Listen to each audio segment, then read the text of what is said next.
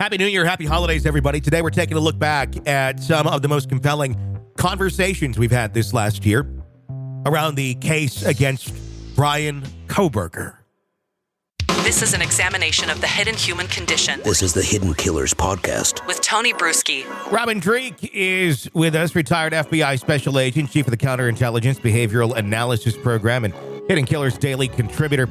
Robin, I want to talk more about Ann Taylor, the attorney for Bryan Kohberger, and where things are at in terms of who's calling the shots in this case. Defense attorneys taking that much weight, that much influence from their clients. Is that more just a sign of where we're at in society, where individuals who are not experts in things, meaning the client here, meaning Kohberger, is nowhere near versed in law as well as Ann Taylor is, yet he probably thinks he knows better? I would say you go down the street and just go ask people, about something and see how much they dig into topics that they know nothing about, yet they will challenge experts and think that, well, I think I might know a little bit better. It seems to be a very bizarre thing where we have right now where expert opinion doesn't really matter.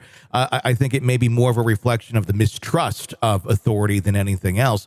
But the fact that there is so much of this where people are trying to override the experts that are there, that are paid to do their job, to be the expert, to be the leader, by those who don't know as much.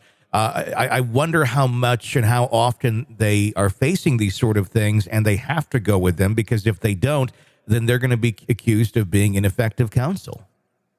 I don't know. I'm with you on this one. I mean, she's clearly the one that has the reps, the background, the experience of doing these things, and he doesn't. Mm-hmm. If indeed, he's the one directing her to do these things, well, let's flip it. There's a high likelihood, though, he's not.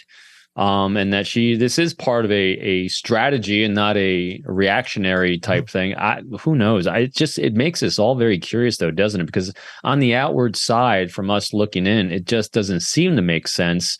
I'm one of these guys, that, as you've heard throughout the course of our dialogues, I give a lot of credit, probably too much sometimes, that people are really, really especially if you have reps and experience doing things, and you should be a master of your trade, of being very thoughtful about the things you're doing. So I'm always defaulting to, she must have a plan.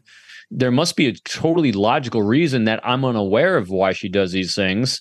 Time will tell. But again, I do err on the side of if someone's got the time and expertise, maybe they have a plan in place, but it doesn't look like it, does it? Well, the only thing that goes through my mind, and I'm curious to get your thoughts on this, is that they're going to poke holes, or she really thinks she has quite the sharp poker, if you will, to go through the cell phone data and the triangulation of the data and really show that is not accurate by making that sort of a claim that he was out driving. Yeah, he was out driving in the area, but sure, yep, it shows up on the cell phone data, but that you can't trust that. That seems to be kind of the angle that I guess one would take if you're going to make this sort of argument and really convince the jury that the triangulation is not accurate, which would not put him at the scene of the crime, which would then only leave the evidence that is there, the knife sheath.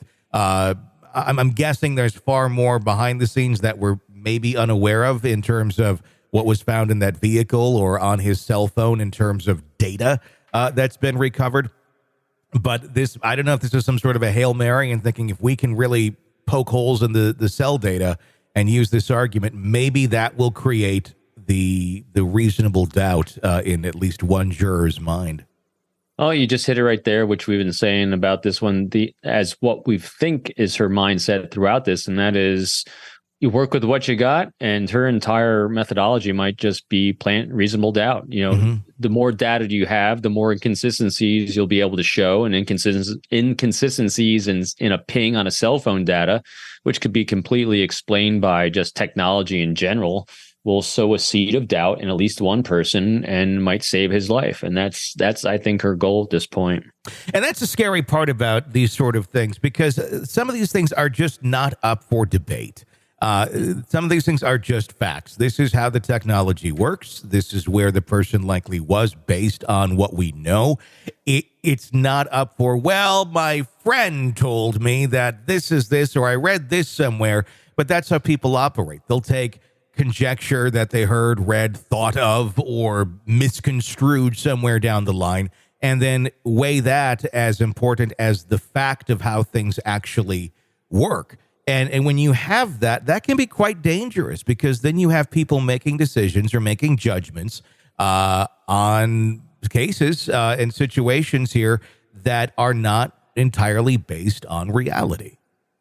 Yeah, absolutely. Matter of fact, if that's the case of what she's attempting to do, Robert Greene's book, Laws of Human Nature, we all love to consume information that validates our own self-opinion of ourselves. And if you create a sense with a jurist or anyone that they're smart, they see beyond, the obvious, they're intuitive about these great observations they're making. And if you can inspire them to think that, they're witty and they can see these and make these leaps, and we can have this doubt and I can be considered the unusual great person because I have this kind of optic. And she validates that optic by making all these accusations that aren't founded on science and logic, but based on the emotion of just trying to have someone validate their self-opinion, that how witty they are, that they can see these things that no one else can. That's an effective strategy.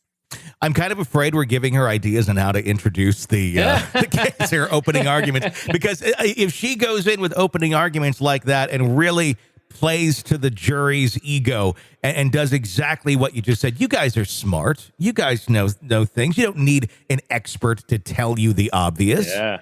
A lot of cases you do. But if she goes in with guns blazing that way and really does the whole BS to them, and somebody bites and goes, yeah, I don't need that, they got a case. Yeah, it's... And great point. Boy, you made me really feel good. Like, we could do this. You and me, Tony. But it's very true. What lawyers do, the courtroom lawyers, whether prosecutor or defense, is you're weaving these beautiful tales where you're infusing science and facts with emotion and story. Mm-hmm. And you are trying to watch and regard and interpret what you're seeing from the jury, its impact it's having on, and this is with the people that are functioning at a high level. Obviously, not everyone does, but I would think when you have, a defense attorney like I've heard she is, this is what she's doing. And if you are going to be light on facts and data that's going to support, because these things should always, all dichotomies should be in balance. And I think a courtroom balance is the dichotomy of maintaining science and facts with emotions and feelings. Mm-hmm. And so when one is lacking on her side in science and data, potentially, she's going to have to lay more heavily on the emotions and the feelings. This is an examination of the hidden human condition. This is the Hidden Killers Podcast with Tony Brueski.